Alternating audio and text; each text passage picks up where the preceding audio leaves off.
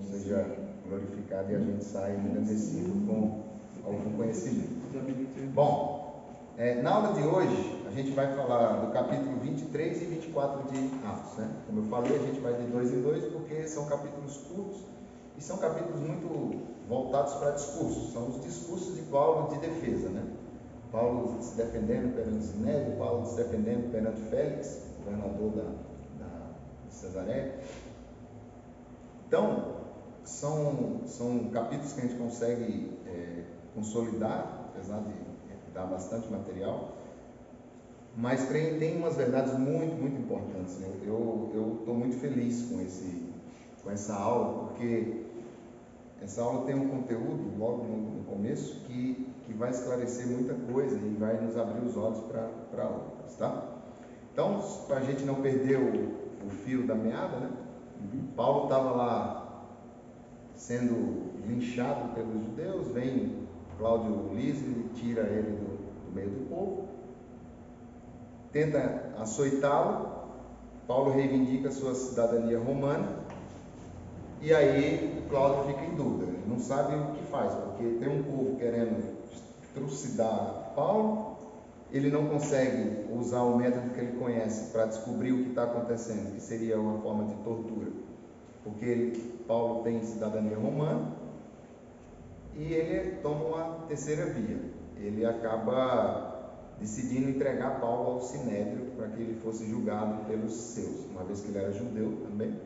Então o Sinédrio a gente já estudou logo nos primeiros capítulos, né, que o Sinédrio era a corte romana, a corte judaica que cuidava do zelo da lei, fazia seus julgamentos. Ela não tinha poder de matar, mas ela conseguia levar a acusação adiante perante as autoridades romanas, porque eles estavam sob domínio romano, e assim funcionava a lei. Então, o Sinédrio, a gente já sabe que ele era composto por fariseus, saduceus, anciões e uma pessoa a mais, né? 71 pessoas, que era o sumo sacerdote. E a decisão de Cláudio foi essa: vou levar Paulo ao Sinédrio e ele vai ser julgado pelos seus irmãos, vamos dizer assim, né? Pelo seu próprio povo. E assim ele o fez. Então, Paulo ficou detido e no dia seguinte ele foi levado ao Sinédrio. O Sinédrio, ele era chefiado nessa época por Ananias. Ele era o sumo sacerdote. Então o sumo sacerdote tinha a palavra final em qualquer julgamento. E Ananias, já falando da personalidade dele, ele era uma pessoa muito má. Ele era avarento, ele era muito mais pendendo para o lado romano, para poder obter privilégios, do que para o lado judeu. Então ele não era bem visto. Tanto que o sacerdócio de Ananias, ele começa em 49 e ele finaliza um ano depois desse evento, sendo morto pelos seus próprios compatriotas. Então, judeus. Ele tem muitos inimigos, né? Exatamente. Então, os próprios judeus não gostavam dele, porque ele pendia mais para o lado romano, ele não era uma pessoa que zelava cuidadosamente pela lei, e ele não agradava muito os judeus. Então, quando houve um levante em 60, 61, depois de Cristo, pelos zelotes, que a gente já viu, né? Tinha um Simão Zelote no grupo de discípulos, e ele foi perseguido e morto pelos seus próprios compatriotas. Você vê que a natureza dele não era boa. Então Paulo, ele chega diante do Sinédrio com as acusações de ter profanado o templo, de estar provocando arruaceiro, e ele começa a sua defesa. E Paulo começa a sua defesa de forma cordial. Ele começa chamando o Sinédrio de irmãos. Ele está se colocando no mesmo patamar. Ele não está desmerecendo o Sinédrio de forma alguma, mas ele também não está se rebaixando ao Sinédrio a ponto de ser uma pessoa que ia baixar a cabeça e tudo que fosse dito ali ele ia aceitar de boa causa. Então Paulo começa dizendo irmãos, colocando-se no mesmo patamar, sendo que a forma correta de se dirigir ao Sinédrio era príncipes do povo e anciões de Israel. Essa era a forma formal de você se dirigir ao Sinédrio. Paulo quebra essa liturgia e se dirige ao Sinédrio como irmão. E Paulo fala o seguinte: eis que tenho vivido diante de Deus e de boa consciência. E aqui entra para mim o principal tema da aula de hoje. Boa consciência. O que é boa consciência? Primeiro, o que é consciência? Consciência é aquilo que nós temos dentro de nós, que vai arbitrar nos nossos atos aquilo que é certo e o que é errado. Ponto importante: a consciência, ela não define padrão, ela simplesmente arbitra se é certo ou se é errado. Qual é o primeiro ponto que eu quero destacar? Quando você aprende que consciência não define padrão, está claro que a gente não tem a capacidade de julgar o outro, porque o nosso padrão é diferente do padrão do outro. Então, imagina a seguinte situação: uma pessoa que nasceu num lar sem Cristo, onde tem um pai que é agressor, um pai que talvez seja viciado, ou uma mãe que é desleixada, uma casa, ela está vivendo dentro de um ambiente e aquilo para ela é o padrão. Em momento algum nós estamos dizendo aqui se está certo ou se está errado. Existe um padrão. Mesmo dentro daquela situação, existe o que é para ela certo e existe para ela o que é errado. Para mim pode ser tudo errado, ou para mim pode ser tudo certo, mas a consciência é quem vai dizer o que é certo e o que é errado dentro do padrão que ela conhece. Se a gente alongar isso mais, nós vamos chegar diante da seguinte situação: o Brasil foi descoberto em 1500 por Pedro Álvares Cabral, mas quando eles chegaram aqui, existiam indígenas. E o Evangelho, ele vem através dos jesuítas. Ou seja, o índio, ele não tinha Cristo, ele não tinha Evangelho. Como que ele é julgado perante Deus? Segundo a sua consciência.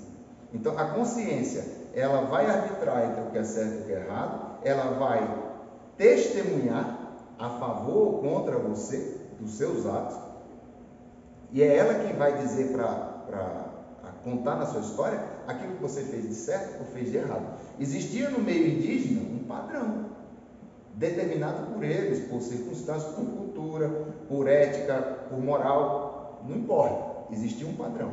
Se o índio quebrasse esse padrão, a sua consciência o acusava: olha, eu estou fazendo isso, mas isso não é certo. Olha, eu estou fazendo isso, mas isso é bom, dentro do padrão deles. E quando vier o juízo final, esse índio ele vai ser julgado segundo a sua consciência, não segundo o Evangelho, porque ele não chegou a conhecer a Cristo. Mas todos nós temos conosco uma consciência. Ela quem vai dizer está certo ou está errado. Quando eu pratico as coisas boas, eu desenvolvo a boa consciência. Quando eu pratico as coisas más, eu desenvolvo a má consciência. Isso é bíblico. Está lá em 1 Timóteo 4:2. Fala exatamente essa expressão, má consciência. Ou, quando eu insisto em praticar o que é mal, ignorando o que a minha consciência está dizendo: olha, isso não é bom, isso não é bom, não é bom, eu vou cair num processo que a gente chama de cauterização de consciência. O que é cauterização? É simples. Quando um fazendeiro adquire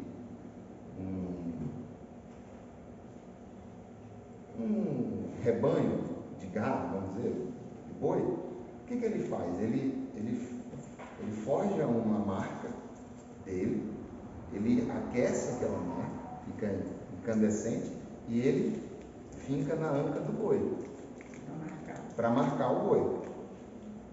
Aquela região que foi marcada, além de queimar todo o pelo, queimar a pele para que forme a marca, ela também destrói todo o sistema de nervos que vão dar sensibilidade àquele animal. Então, quando a gente fala de uma parte cauterizada, é uma parte insensível. Você não tem mais sensibilidade naquilo. Então, o risco de a gente seguir praticando coisas más e ignorando a nossa consciência. E aí pode ser a consciência por conta do nosso meio que a gente vive. Então, vamos dar um exemplo. Eu conheço a legislação de trânsito no Brasil e ela me diz que eu não posso dirigir 20% acima do limite de velocidade de uma via. Então, se a via é 80 km por hora, eu dirijo a 120, eu estou deliberadamente quebrando uma regra.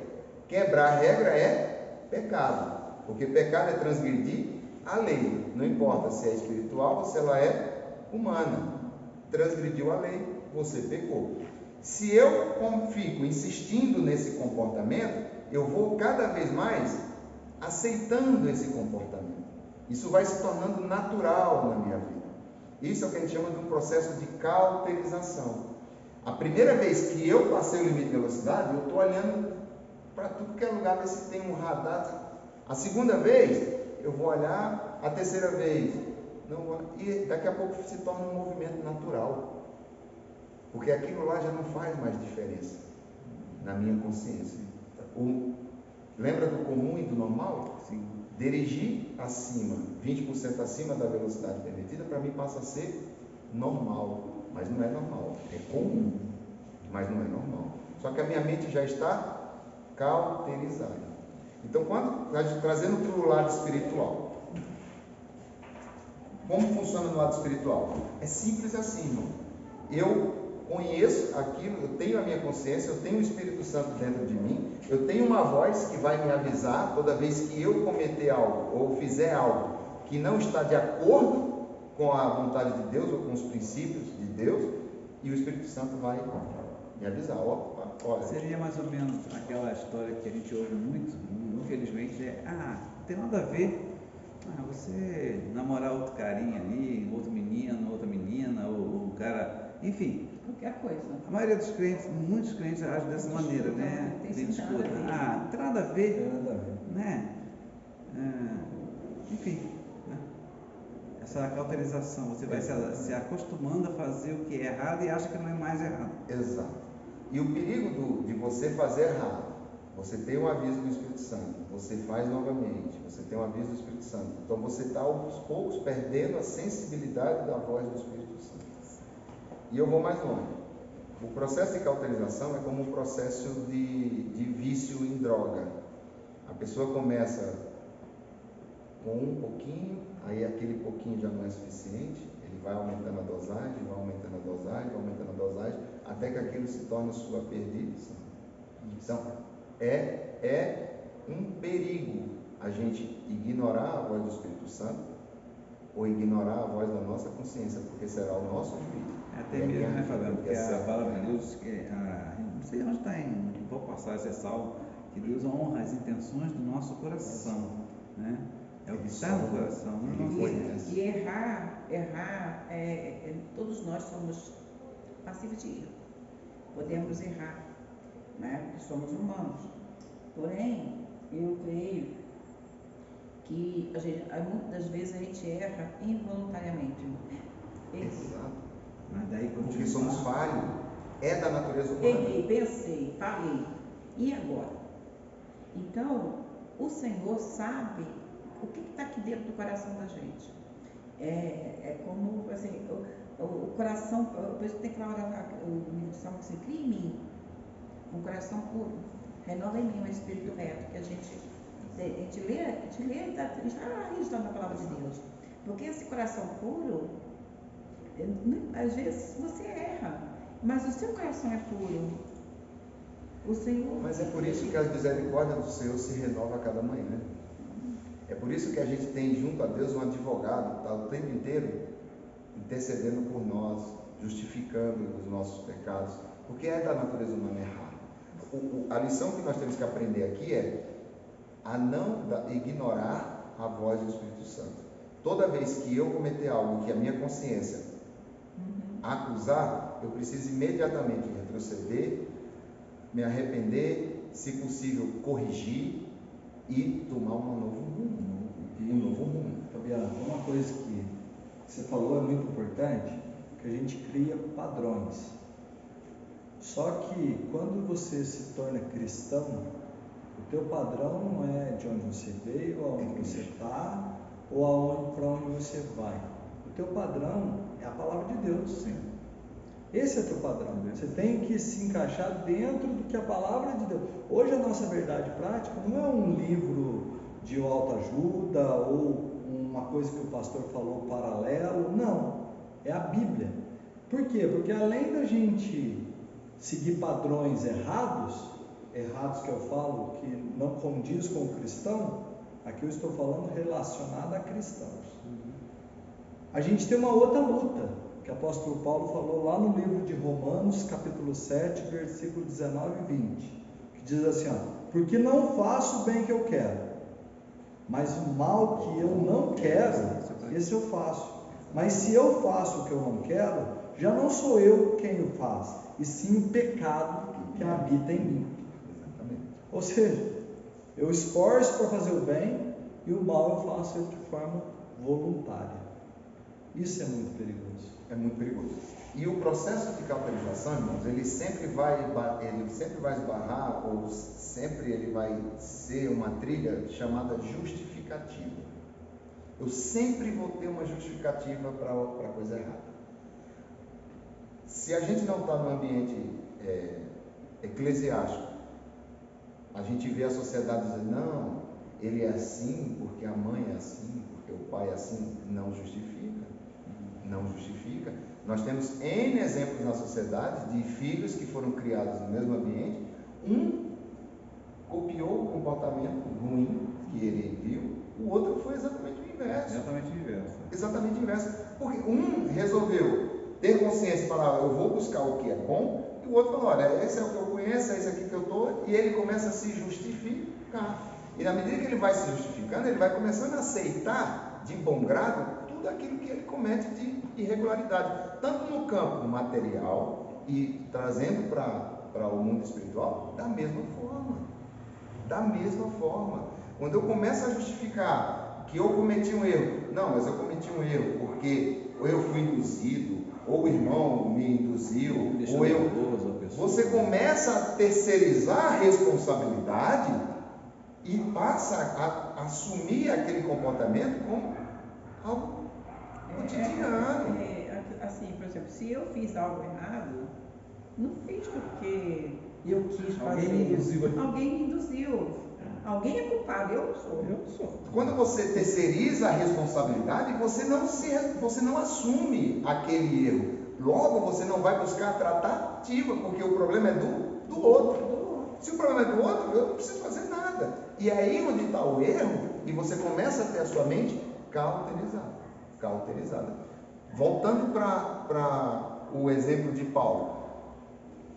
A gente viu durante toda a vida do Paulo, que Paulo ele discordava de várias pessoas. Paulo não se deixava influenciar pelo que a massa dizia. Paulo não se justificava em relação ao que as outras pessoas pensavam a ele, porque ele tinha uma consciência boa. Ele enfrentava a tudo e a todos, mas ele estava em acordo com a sua consciência. Ele não se deixava influenciar ou não se justificava em função de que, mas aqui nessa sociedade é assim, a gente precisa aceitar isso. Paulo chega lá em Atenas e ele vê algo que é absurdo e ele se revolta, porque aquilo ali não é da natureza dele e ele precisa lutar contra aquilo. Ele poderia dizer, aqui é assim, então eu preciso me acomodar. Não, porque aí ele começa a lutar contra aquilo que é consciência, conhecimento, saber. Você não pode lutar contra você mesmo. Então, para mim, a grande lição aqui é: eu preciso o tempo inteiro estar com o ouvido espiritual aberto, porque é da minha natureza falhar. Eu vou falhar o tempo inteiro, se for possível. Mas o tempo inteiro eu tenho dentro de mim, é o que nos diferencia do mundo. Alguém que está dizendo, olha, isso não é legal. Olha, abandona essa prática. Esse caminho vai te levar à perdição. Se eu ignoro essa voz, o destino é a morte. Se eu ouço essa voz, existe uma receita para isso. Arrependimento, confissão, abandono, e você volta de novo para o trilho. Então, quando Paulo chega diante do Sinédrio e diz: olha, eu tenho vivido diante de Deus e de boa consciência, Paulo está dizendo o seguinte: eu não tenho nada para pedir perdão a ninguém, ou pedir desculpa a alguém de alguma coisa que eu fiz, que eu provoquei, ou que estão achando que eu fiz, que eu deixei de fazer, porque eu fiz de boa consciência. Eu fiz sabendo, ciente, consciente do que eu estava fazendo. Tem muita gente, né, que já vai ver isso nas viradas de ano, pastor. A pessoa vem dar uma palavra na igreja, dá a palavra, no final ele fala assim: se eu ofendi alguém, eu peço perdão. É horrível, detesto essa expressão. Detesto. Todo final de ano eu tô tirando essa historinha para mim, eu não gosto disso. Mas você já ouviu isso? Eu te ofendi, você me perdoou. Se eu ofendi alguém nesse ano, me perdoe. Não, gente, peraí. Já peço perdão para as próximas datas. Peraí. Deixa acumular todas as palhas para pedir perdão no final do ano. Junto o pacotão, né? Elimina. Não aproveita o clima de Não, peraí, gente. A gente não está vivendo a vida levianamente. Nós temos que estar conscientes do nosso papel, do nosso dever como cristão. Sabe, eu ofender um irmão, pode acontecer por alguma situação, algum momento, tal, mas imediatamente eu percebi o meu erro, eu conserto e vou me policiar para que não aconteça de novo. Eu não posso achar que, porque se eu começar a justificar, eu vou fazer de novo, e de novo, e de novo, porque eu sempre vou ter um motivo para isso. A gente sabe que o Saul fez isso muito bem, né? Ele fez isso. Samuel, você demorou. Aí eu ofereci sacrifício. Não é, meu filho. Obedecer é melhor do que sacrificar. Então é isso.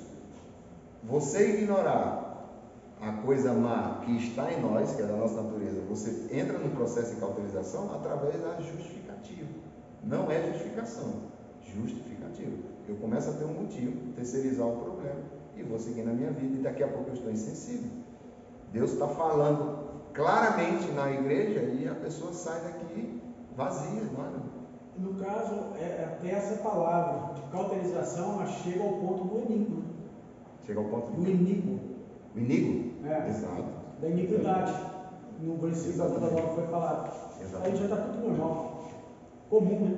E aí, para a gente seguir, senão eu vou ficar preso nesse tema a noite inteira, porque é um tema bem gostoso da gente explorar, é que a boa consciência, irmãos, ela é tão digamos assim, virtuosa, que quando Paulo cita, diante do Sinédrio, que ele viveu a vida diante da vontade de Deus, tudo bem, mas quando ele diz que de boa consciência, o sumo sacerdote mandou o cara que estivesse mais próximo dele dar um soco na boca dele, porque ele ouviu, ele sentiu que aquilo ali era uma prepotência. Você é prepotente. Você querer dizer que você vive de boa consciência, ninguém vive de boa consciência, mas porque ele está fazendo um julgamento de Paulo pelo que ele é. Pelo padrão dele. Pelo que ele é. E aí quando Paulo toma o soco, o tapa, não importa. E deve ter sido bem violento, né? Foi bem violento. Em alguns materiais que eu estava pesquisando, eles assemelham a Jesus, que Jesus também tomou um soco no rosto, só que Jesus não reagiu, né? Paulo não, Paulo de imediato já chamou o sumo sacerdote de parede esbranquiçada. E aí o que significa parede esbranquiçada? Isso eu queria saber. Sepulcro caiado. Sepulcro caiado. Não era permitido ao judeu tocar em algo morto. Então, quando alguma pessoa morria e era sepultada, e eles não tinham aqueles cemitérios como nós temos hoje, né? Que hoje você não enterra onde você quer. Antigamente não era assim, né? Então, onde você tinha um morto sepultado, você pintava ele de branco. Para o judeu saber exatamente que ali ele não podia tocar. Era uma forma dele se proteger. Então, quando Paulo fala que Ananias é uma parede esbranquiçada, ele está dizendo que Ananias é hipócrita, ou seja, ele está, primeiro, fazendo autorizando um ato diante de um processo condenatório, sendo que o resultado final ainda não foi sentenciado. Então, peraí, você é a pessoa responsável por julgar. O julgamento ainda não acabou, pelo contrário, está no início, e você já está autorizando ordem para que alguma coisa seja feita, algum castigo seja dado, sem que a sentença final ou o decorrer do julgamento aconteça. Ele é hipócrita. Ele é a pessoa que devia zelar da lei e ele está indo contra a própria lei. Isso é hipocrisia. Parece Brasil, né? Também. Parece Brasil? Deixa pra lá. Acho que a maior analogia que a gente pode fazer com o sepulcro caiado é quando você olha algo lindo por fora e dentro tudo podre. Porque é o que um sepulcro é. Você chega nesses sepulcros que a gente vê na cidade, você vê aqueles sepulcros orientais, você vê uma casinha, é lindo, mas o que tem lá dentro? Podridão. E aí, as pessoas que estavam presentes, né, viram para Paulo: é assim que você trata o sumo sacerdote? E Paulo: não, desculpa, eu não sabia que era o sumo sacerdote. Aí aqui tem várias versões, tá? Algumas versões dizem que Paulo não enxergava bem e o sumo sacerdote estava sem as suas insígnias, então ele não sabia que a pessoa que tinha autorizado ele a tomar o supapo era o sumo sacerdote. Que ali dentro do Sinédrio tinha vários maiorais ali também, né? Então... Outras versões dizem que Paulo foi irônico a dizer que eu não sabia que era o sumo sacerdote. Cabem várias interpretações. E outros dizem não, realmente Paulo sabia que era o sumo sacerdote, respeitava o cargo, mas não respeitava o homem que ocupava aquele cargo, porque Ananias não tinha uma conduta exemplar, era um homem totalmente fora da conduta ou da liturgia que o cargo exigia. E aí, Paulo, inteligentemente, primeiro, estrategista como ele era, ele sabia quem era o público a quem ele estava fazendo a sua defesa. Ele sabia que o Sinédrio era composto por fariseus, né, o partido dos fariseus, o partido dos saduceus. E aí Paulo, na sua defesa, ele diz o seguinte: estou sendo acusado de pregar a respeito da ressurreição. Por quê? Os saduceus, que era a elite da sociedade judaica, não acreditavam em ressurreição, não acreditavam em anjos, não acreditavam em espírito. Já os fariseus acreditavam nisso. Quando Paulo diz que ele está sendo acusado por defender a doutrina da ressurreição, os fariseus se levantam e falam assim: olha, então a gente não está vendo nesse homem erro algum. Por que a gente está fazendo o julgamento dele? Aí os saduceus se levantam: não, esse homem não pode falar da ressurreição, isso não existe. E aí virou uma discussão infindável. Então Paulo lançou a sementinha da discórdia e eles começaram a se degladiar entre si e o ambiente ficou quente. E aí, de novo, diante da ameaça do público estraçalhar Paulo, o comandante vai e retira Paulo novamente do ambiente e leva para a prisão. Então foi uma estratégia sábia de Paulo em levantar esse tema que era controverso. E aí tem algumas fontes que dizem: se o fariseu se convertesse ao cristianismo, ele poderia seguir fariseu, porque a crença farisaica ela ia em linha com os princípios cristãos. Eles acreditavam em espíritos, acreditavam em ressurreições, acreditavam em milagres. O saduceu não. Se ele se convertesse ao cristianismo, ele tinha que abandonar a sua crença política, porque ela é exatamente o inverso do que a gente anuncia como evangelho, tá? Então, Cláudio retira o Paulo do ambiente e leva para a prisão. E aí entra para mim a parte mais bonita da história, que é a consolação de Deus a Paulo na prisão. Sim. Então, durante a noite, Jesus aparece a Paulo, ao lado de Paulo, e fala o seguinte: coragem, pois do modo por que deste testemunho a meu respeito em Jerusalém, assim importa que também o faças em Roma. É um versículo só que está lá escrito no capítulo 23, versículo 11. A mensagem do Senhor a Paulo foi de encorajamento, aprovação e confirmação. Então, quais são os pontos que a gente destaca aqui? Primeiro, o Deus que acompanha. O Deus que, na hora que Paulo estava sozinho, isolado, segregado, separado, sem contato com ninguém, ele aparece ao lado. Ele está ao lado. Ele não abandona. Paulo não vai ficar sozinho. Porque Paulo está fazendo um lado, está exercendo exatamente aquilo que é a sua missão, a sua vocação, aquilo que ele foi separado, preparado para fazer. E aí, na horas mais difíceis, Deus não poderia virar as costas para ele.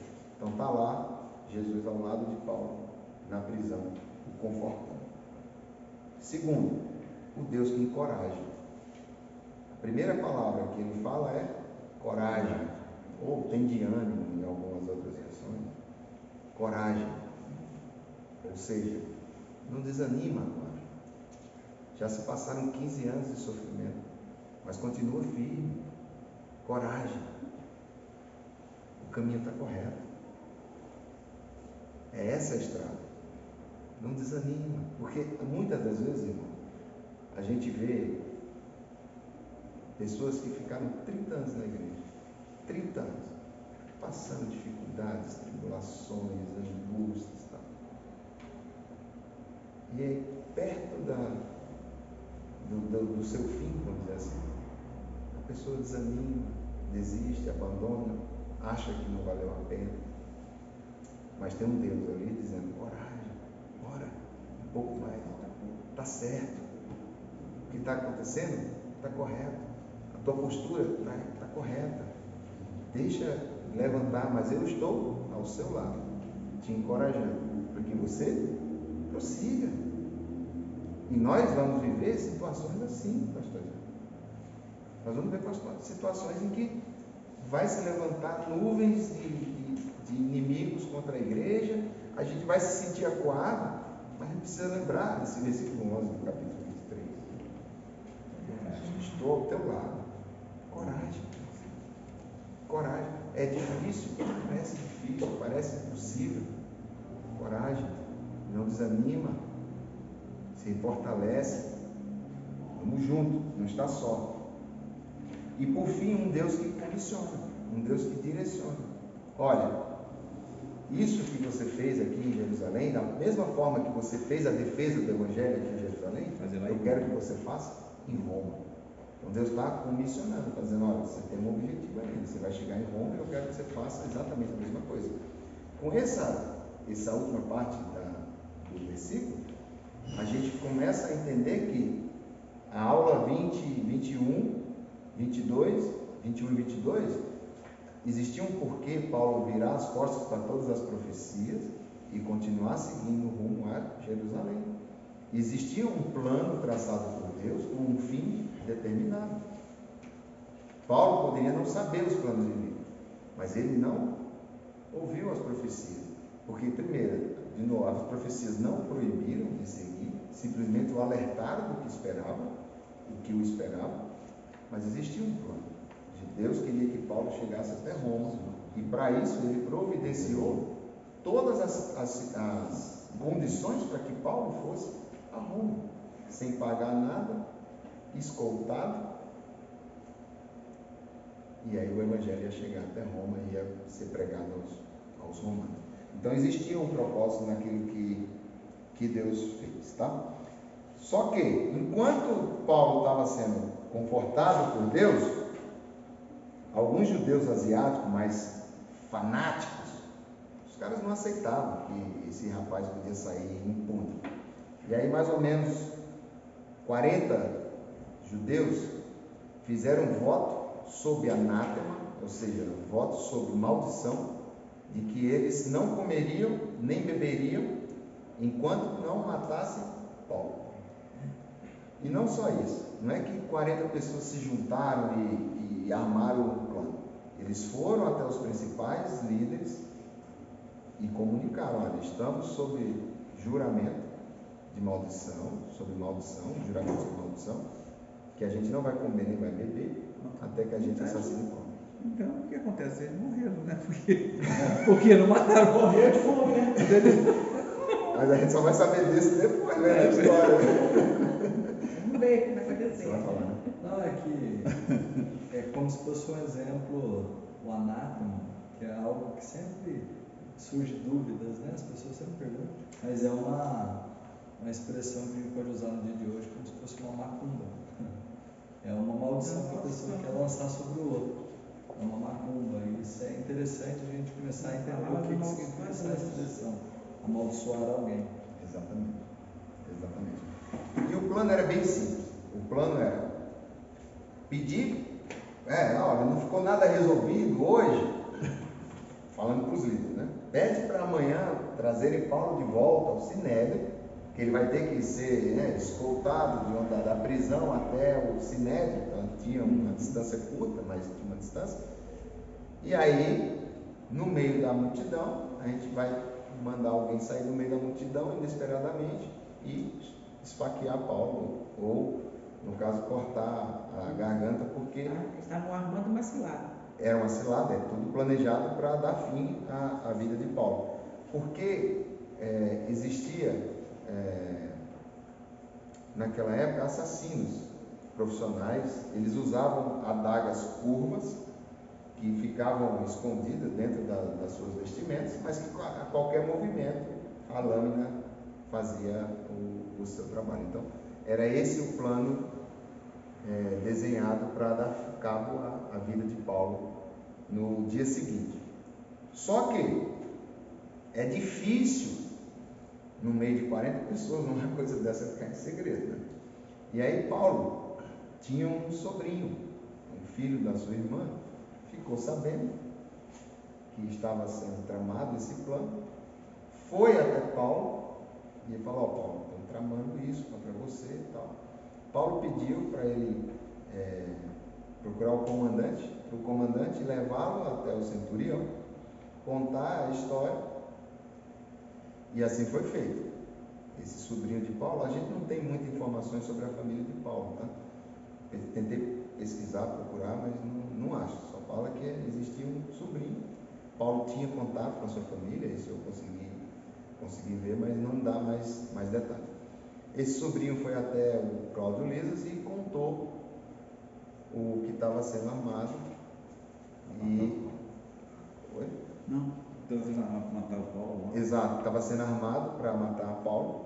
E imediatamente Cláudio manda separar. Isso era a hora terça, isso era entre meia-noite e 3 horas da manhã, tá? Tudo isso acontecendo. Ele manda separar 200 soldados, 200 lanceiros e 70 homens de cavalaria e tirar Paulo da prisão e escoltar, mandar Paulo até Cesareia. Então, Cesareia ficava a cerca de 90 quilômetros de Jerusalém. E não era possível chegar a isso tão rápido, então ele manda para uma cidade próxima chamada Pitátria, agora eu não vou lembrar o nome da cidade, mas ela ficava a 38 quilômetros, numa planície, então não era uma região que tinha risco de emboscadas. Então toda essa comitiva, 470 soldados, vão escoltando Paulo até essa cidade, ficava a 38 quilômetros. Eu preciso lembrar o nome da cidade. Será que eu não escrevi? Não escrevi. Bom, eu peço perdão aos irmãos, mas tem uma cidadezinha antes, e aí nessa cidade parte da guarda volta e o restante leva Paulo até Cesareia. Então, Cesareia, a gente sabe que era o quartel-general romano, era onde ficava todo o comando. Então, o comando romano da Palestina, ele não ficava em Jerusalém, ele ficava em Cesareia. Era de Cesareia que ele legislava, né, digamos assim, sobre os palestinos, sobre os judeus. E aí Cláudio escreve uma carta ao governador Félix, diz o seguinte: olha, viu um movimento aqui, as pessoas tentando matar esse homem, eu tirei ele do meio da multidão, aí ele reivindicou a cidadania romana, submeti ao sinédrio, não chegaram a nenhum consenso, estou enviando para você, e aí você faz o julgamento da causa, e também vai os membros do sinédrio para poder fazer a acusação. A cidade chama Antipátria, né? Antipátria, o nome da cidade Antipátria. Ficava a 38 quilômetros de Jerusalém, ficava entre Jerusalém e Cesareia, tá? Bom, Félix recebe a Paulo. Quem era Félix? Primeiro, Félix era um ex-escravo, ele era escravo, ele tinha sido escravo a sua vida inteira e conseguiu, através de acordos, trabalhos escusos, se tornar governador da província da Judéia, né? Era um rei mau, muito mau, então assim, era uma pessoa que não tinha escrúpulos, não prezava pelo bom, pelo ruim. Então os judeus achavam que Paulo sendo julgado por Félix, as coisas seriam um pouco mais fáceis. E aí, 5 dias depois que Paulo chega, está lá, né? Paulo chega, 5 dias depois chega o sumo sacerdote com os seus comparsas, vamos dizer assim, e levam entre eles um orador profissional chamado Tertúlio. Esse era um cara que fazia discursos profissionalmente, uma pessoa bem eloquente, que sabia colocar os pontos. E aí Tertúlio começa o seu discurso, primeiro bajulando Félix, dizendo: olha, Félix, graças a você nós temos paz aqui no Oriente Médio. Não tinha nada, era uma revolução atrás da outra acontecendo. O que acontecia era que Roma o tempo inteiro estava abafando as pequenas rebeliões, porque se houvesse realmente um movimento de rebelião, Roma interviria e aí cairia todo o governo romano e tiraria os direitos dos judeus. Então o tempo inteiro era um trabalho de manter os judeus conformados com o império, mas não era possível. E ele faz a acusação a Paulo, dizendo que Paulo tinha promovido sedição entre os judeus, era um agitador do sede de Nazareno e um profanador do templo. Então, no caso de promotor de sedição entre os judeus, ele estava dizendo o seguinte, que Paulo era perigoso porque Paulo estava instigando os judeus a se revoltarem contra o Império Romano. Isso é uma acusação gravíssima, que a gente já viu também na igreja lá de Filipos, porque significava crime de traição. Qualquer um que se levantasse contra o imperador, automaticamente, sumariamente, era morto. Segundo, que ele era agitador da seita dos nazarenos, ou seja, a seita aqui nessa passagem, irmãos, é um pouco, o conceito é diferente do que a gente entende hoje por seita, que a gente entende seita por falsa doutrina, né? No caso aqui, a palavra grega era aireses, que significava mais um partido, um grupo, um conjunto. Então você tinha a aireses farisaica, você tinha a aireses dos saduceus, você tinha a aireses dos zelosos, e aí ele estava dizendo que, assim como tinha essas divisões, esses grupos, Paulo era um agitador também de uma seita, né? A hereses é a mesma palavra, e estava tentando provocar a dissensão entre os judeus. É que o significado de seita, Fabiano, ele é quando um grupo de pessoas, uma denominação, se diz que só ela será salva, que ela tem a verdade é só dela, o resto ela é verdade absoluta, o resto não tem fundamento, só ela. Mas não é esse o sentido dessa seita aqui, tá? Essa seita era mais como dizendo que o caminho, né, como era chamado o evangelho, era o caminho. Ela era uma seita, um partido, e estava agitando dentro desse partido para provocar rebelião. E por último, dizendo que Paulo era um profanador do templo, que ele tinha introduzido no templo lá Trófimo, que era o Efésio, ou seja, colocado um gentil para dentro do pacto dos judeus, e isso também era passivo de morte, não de caso de Paulo, mas do Trófimo, mas viraram toda a sua ira para Paulo. E Paulo se levanta, né, para fazer a sua defesa, pede para Félix para ele poder fazer a sua defesa, beleza? E Paulo começa exatamente desmentindo, né, tudo que Tertúlio tinha falado. Então, Paulo prova que não é um perturbador da paz. Paulo, ele começa dizendo, olha, eu vim a Jerusalém adorar, eu vim a Jerusalém trazer ofertas das igrejas que estavam na Ásia, na Europa, para os necessitados em Jerusalém. Em momento nenhum eu instiguei ninguém à revolução ou provoquei dissidência entre digamos assim, os partidos existentes, né, entre os fariseus e os saduceus, a ponto de provocar uma rebelião. Pelo contrário, eu vim com o intuito de adorar o Deus, porque é a religião dos meus pais. Eu continuo crendo no Deus que os meus pais criam, nas escrituras que os meus pais me ensinaram, e no momento que eu mudei isso. 2, Paulo prova que o caminho, né, no caso a religião, o caminho não é uma seita, é uma religião que acredita no Messias, esse Messias que era proclamado pelos profetas. Ele não está desassociado, Jesus, que Paulo anuncia, daquilo que os profetas pregavam. Porque existia nessa época, irmãos, muitos falsos messias. A gente não tem essa visão. Mas como existia a profecia de que viria um Messias, um libertador do povo de Israel, era comum levantar-se homens se intitulando o Messias e provocar esse tipo de rebelião pequena, fazer levante. A gente viu em outras passagens de um egípcio que levantou 4.000 homens, conseguiu dizer, e aí provocava a rebelião, tinha que Roma ir lá e abafar o levante, porque não era o Messias. Então Paulo deixa claro que não, eu não sou o Messias, mas eu falo de um Messias, Jesus, e é o mesmo Messias que os profetas anunciavam. Então o caminho não é uma seita, não é um partido político que quer uma posição política ou mudar o sistema político existente. E por último, Paulo prova que ele não profanou o templo. Por quê?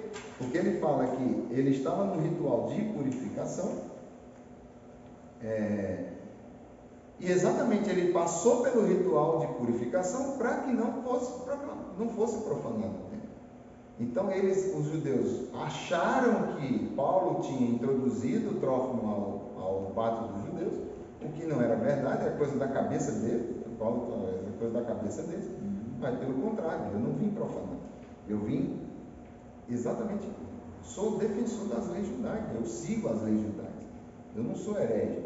Aquilo que eu aprendi no judaísmo, eu continuo praticando. Então Paulo guardava o seu sábado, Paulo era circuncidado, Paulo tinha todos os seus rituais judaicos, mas Paulo tinha Jesus. A diferença era essa. Mas as pessoas não queriam aceitar Jesus como Messias, né? Mas a religiosidade em si, o cumprimento da lei bastava para a salvação. E isso falando, não vim profanar o templo. E aí, o que Félix faz? Bom, Félix diz o seguinte, olha, eu ouvi vocês aí, não vou tomar decisão nenhuma agora. Então, leva Paulo para a prisão, e aí quando vier Rapaz, é o tema da próxima aula, esqueci o nome do rapazinho. Aí a gente retoma o julgamento, mas ele deu concessões a Paulo. Paulo vai ficar detido, mas ele vai poder receber visitas. Tipo prisão domiciliar. Tipo prisão domiciliar. Paulo vai poder ter livre circulação, ele vai poder receber os amigos, ele vai poder. Os amigos podem servi-lo. A tornozeleira. Só faltou a tornozeleira. Então era uma prisão, digamos assim, abrandada, né? Era uma prisão abrandada, até porque Paulo era um cidadão romano, então não era um cidadão comum, assim, uma pessoa comum, um judeu comum, né? E aí durante esse período, só para a gente ter uma noção, o Félix ficou curioso a respeito do Evangelho. E aí ele chamava a sua esposa Drusila que era sua terceira esposa, e ia ter com Paulo, para Paulo falar do Evangelho para Félix. E aí, o que é importante a gente saber aqui? Que Drusila, irmão, tinha 19 anos de idade, ela era esposa de um rei sírio, e Félix, através de um encantador, seduziu a Drusila e tomou ela desse líder, desse rei sírio, tomou para si. Significa que ele vivia em adultério. E aí ele chama Paulo para falar do Evangelho. E aí Paulo não se acovarda. Paulo fala exatamente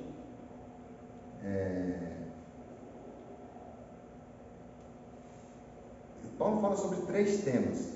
Está na Bíblia: justiça, domínio próprio, no caso de temperança, e o juízo final, né? O julgamento final. Então, quando Paulo toca nesses 3 pontos, em relação à justiça, Paulo está mostrando para Félix que ele precisa fazer algo em relação ao seu passado. Ele cometeu algo que não foi tratado, está lá em aberto. Quando fala de justiça, Paulo está dizendo: olha, você cometeu algo e não foi reparado. E segundo a luz do Evangelho, isso é condenação. Em relação ao domínio próprio, ou à temperança, Paulo está dizendo o seguinte: olha, é a sua condição presente. É a sua condição presente. Você não fez nada em relação ao passado, mas continua, você permanece no erro. Você continua casado com Drusila, sem ter resolvido a pendença passada, e isso vai te remeter a um julgamento futuro, porque todos vamos comparecer diante do trono. E aí esses seus atos vão ser revelados e vão ser a sua acusação, a sua consciência. Qual foi a reação de Félix? Ele procrastinou a sua decisão. Félix poderia ter se arrependido, ter consertado tudo que estava de errado na vida dele e ter seguido o caminho do Evangelho. Ele achava lindo o Evangelho, mas ele achava que não era o momento dele receber o Evangelho. Então ele procrastinou a decisão dele de aceitar o Evangelho e de ser salvo, de ser liberto de tudo isso que o acorrentava. E aí o que acontece no final do capítulo? Que Félix mantém Paulo preso por 2 anos em Cesareia. Por que 2 anos? Porque aconteceu o seguinte: no ano 60, houve um levante, havia uma disputa, uma discussão grande se Cesareia era uma cidade judaica ou grega. Isso levou a uma guerra civil de judeus contra os moradores de Cesareia, os gentios, que a gente chama de gentios, os gregos que moravam em Cesareia. E Félix toma partido dos gentios, ele não toma o partido dos judeus, ele toma o partido dos gentios. Ele aproveita essa situação para invadir propriedade dos judeus que tinham poder econômico, tomar os seus bens, aumentar a sua riqueza.